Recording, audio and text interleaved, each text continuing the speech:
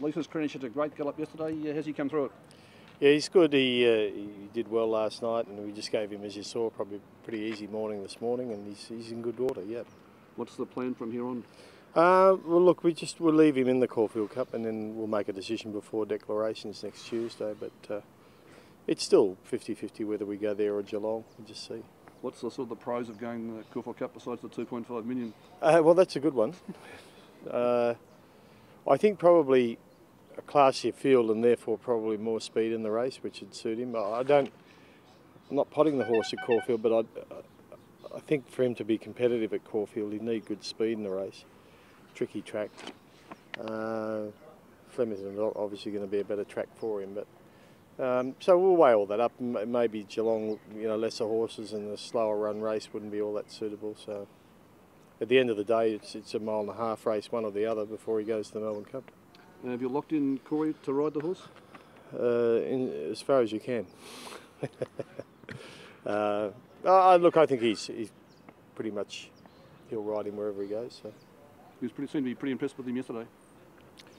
Well, that's good. It's better than being the other way, I suppose.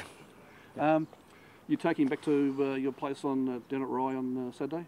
Actually, we're thinking if we run in Caulfield, we'll probably make that decision by the weekend, and if we do, we'll stay here until we run and then go home that night, rather than shift the horse a week before a major race.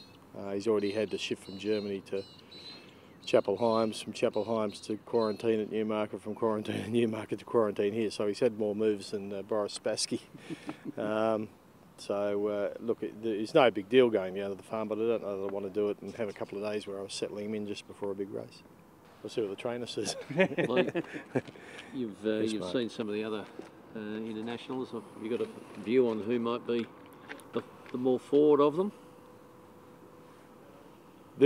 I've seen quite a lot of their work the last month, nearly a month now, so they're all pretty fit, and a lot of these horses of Kamanis and Ellisons and that have had a run in September, which we haven't run since the end of July. So I've probably given him a bit more work than those horses, but I'd say whatever they're going to run in, they're fit to run in the work they've done. Any preferences of danger in the Caulfield Cup? Well, that's the Caulfield Cup. It's obviously the horse that won Saturday, and the horse that ran second will run very well. And of these horses in here, they're pretty much in the same sort of boat as I am, because they're all, marathon runners, and maybe Caulfield wouldn't suit quite as well as probably Flemington would, but they all seem to be pretty fit.